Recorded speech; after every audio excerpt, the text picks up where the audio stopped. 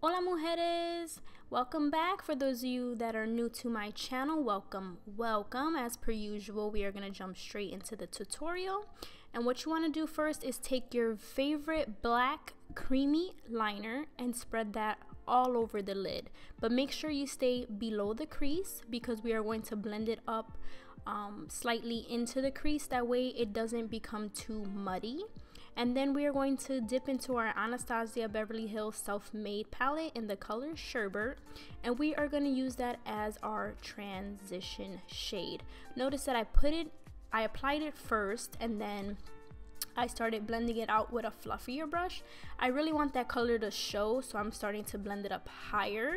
And then we are going to dip into the pink shade from the Jaclyn Hill palette. And we are going to put that into the crease right underneath the sherbet color that we applied. And then notice I'm taking the previous brush that has a little bit of sherbet left over and blending that out where sherbet and the pink magenta color meet. Then I take the fluffy brush and do the same thing, just blend it out. It's a clean brush, that way we have no harsh lines. And then here I'm just reapplying the black liner because it did fade some, and then I'm going over it with a black shadow. Now when working with a black shadow, you want to make sure you apply it lower than where you intend the shadow to actually meet with the pink magenta shadow, because when you go and you blend it out, it's gonna move up and outward a little bit, and you want to make sure that it moves exactly where you want it to, because it's very easy to get messy with black shadow. And then here, once again, I'm going with a clean fluffy brush and blending everything out because we don't want any harsh edges. And then we are taking the Makeup Geek pigment in Utopia along with Kiko's mixing solution. I'm going to mix those two together and apply it to the center of the lid. Now with this, you want most of the pigment on the center, and then you want to blend out the edges with what's left over. And then here, I'm just reapplying some black shadow to help blend it out. And I wanted it to be a little bit darker since when we blended it kind of faded the black away. And then I'm going back in with a little bit more of the magenta color into the crease to help further blend everything together. And then here I'm giving you a look at how the makeup is supposed to look so far. And then here we're going back into the Self-Made palette and taking that shade Buttery, and we are applying it to our highlight area under our brow. And now here is when I just start zooming everything up, because this is pretty routine in my videos. I show you how I apply my foundation all the time, and I am just taking the primer from Benefit, the Professional, and applying that to the areas that I need it to. So anywhere where I feel is really bumpy and my pores are like a bam in your face, you know. And then I am dipping into the Anastasia Beverly Hills Cream Contour Kit and applying that to all the highlight areas. And by now, ladies, it's all over the internet. We should know where those places are. And if you don't, I'll say it one more time. Forehead, down the nose, under the eyes in a triangle formation, and on the chin. And then we're dipping into that contour color, and we are gonna chisel out these round cheeks.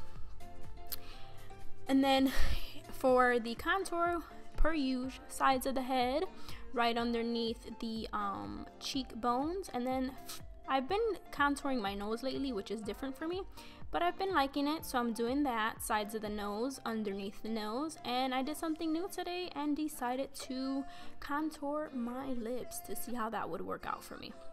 And then we're just taking the Real Techniques buffer brush and we're blending everything out. Also, a new technique that I'm using lately is actually applying my highlight and contour before my foundation. This is very new for me. I've never tried it before.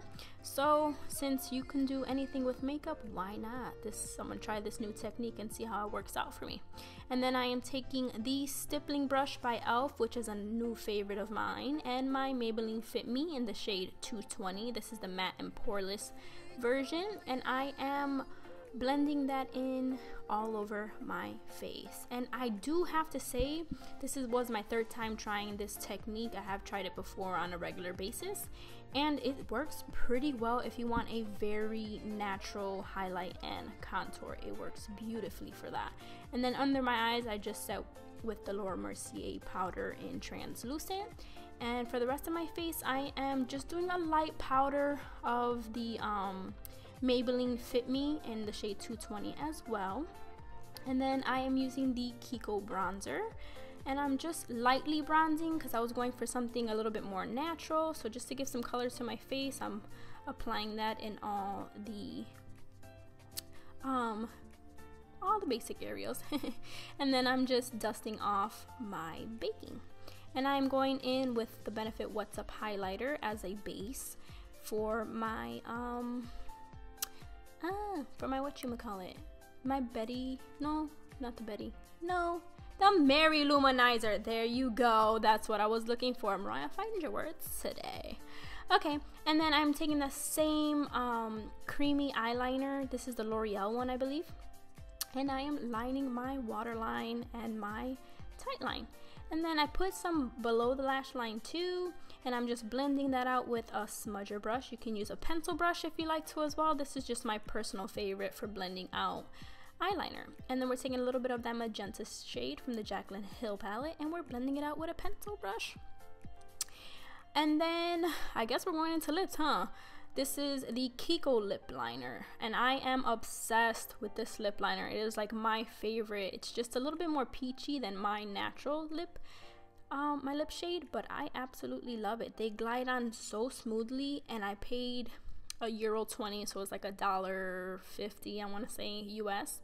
To finish everything off, I am taking the NYX number 9 lip cream and applying that to my lips.